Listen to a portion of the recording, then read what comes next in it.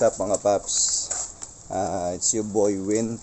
And today, gawa lang ako ng part 2 para dun sa sound check ng mga speakers na in-install ko dito sa sasakyan ko. Yung 6x9 sa likod, sa rear deck. And then yung 6.5 na crossover. So kasi nakita ko dun sa comment dun sa unang vlog ko sa installation ng mga speakers, pa sound check naman daw. So ngayon lang ako nagkaroon ng time para gawa ng sound check yung speakers na kinabit ko. Ayun. So para makita nyo yung yung in-install ko na speakers dito sa kotse ko, i-attach ko na lang sa description yung link nung unang vlog ko para mapanood nyo na rin. So yung crossover ko dito siya naka-install sa likod ng power window motor. Ayun. Tapos yung 6x9 ko andito siya sa likod. Ayan. Dito. So tingnan natin dito sa compartment. Wait lang. So ayan siya mga paps. Malaki yung magnet niya. So bale 6x9 nga siya na lightning lab speakers. Ayan siya kung makikita nyo. Tapos ito yung isa. So madali lang naman i-install yung 6x9 kasi itatap mo lang yung positive negative niya. Yung crossover ko, yun yung medyo mahirap. Nag-research muna ako kung paano siya i-wirings kasi hindi ko siya alam. So baka mamaya magkaroon ng problema, masunog yung wirings. And okay naman, may mga nagturo naman sa akin ng mga concerns sa mga gaya kong newbie sa DIY installation ng speakers. Ayun, so maraming salamat sa kanila. And hindi ko na rin kinailangan na amplifier kasi yung 2 din ko is preamp na, malakas na rin siya. Ayun, so maganda yung tunog niya kasi naka-separate nga yung voice coil. Tapos merong tweeter, yan, dyan ko kinabit.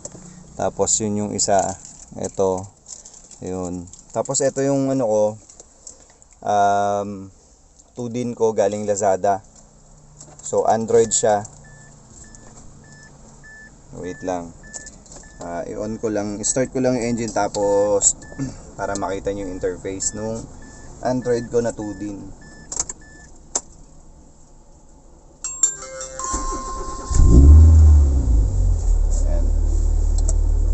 So yun, ako-customize din yung logo mga paps ng 2 din na nabili ko sa Lazada, 7-inch. Ayan, Android siya. Ayan siya. So nako-customize to, itong gitna. Pwedeng logo, pwedeng GPS, ayan, navigation, tapos compass, tapos music player, ayan. Tapos speedometer siya. Ayan, so bali naka 2,700.2 kilometers na takbo. Yung detect niya pwedeng relo. Ayan. So pwedeng auto. So ito muna yung display niya, pero pag umandar ka, ayun, magiging speedometer siya. Pero mas prefer ko kasi mga paps yung logo muna. So ngayon, itry ko yung sound check na itong sasakyan or nung sounds ng mga speakers na nabili ko para sa nag-request ng sound check. So eto na, kailangan no copyright yung music na i-play natin para hindi tayo mayari sa copyright claim.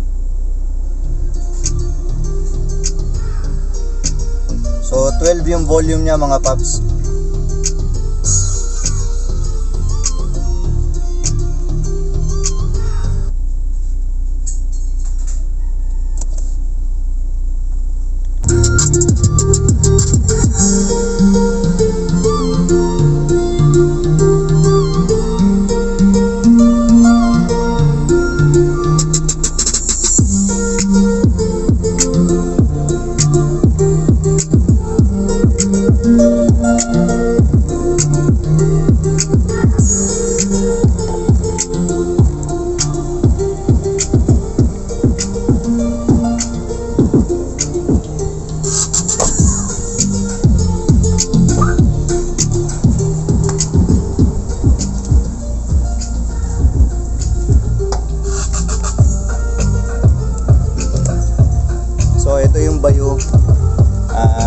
tunog ng bayo ng speaker ng 6x9 dito sa likod.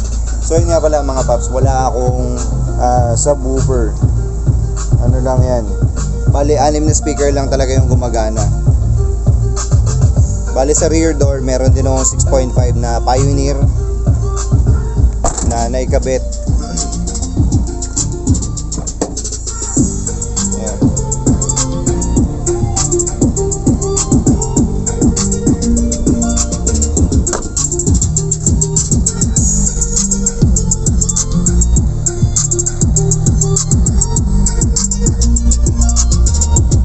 So ayun mga paps, yun yung sound check natin sa cord links ko para dun sa mga kinabit ko na speakers.